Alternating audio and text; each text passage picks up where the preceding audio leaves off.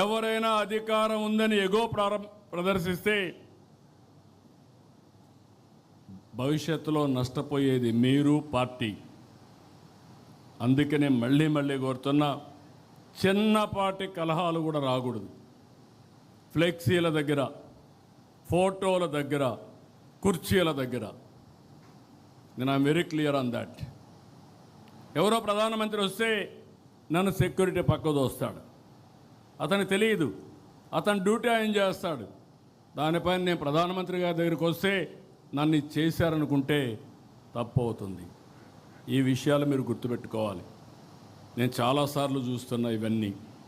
అందుకే మళ్ళీ మళ్ళీ మీ అందరికీ చెప్తున్నా, ఈ యొక్క మీరు సత్ప్రవర్తన కింది వాళ్ళకు కూడా నేర్పించాలి.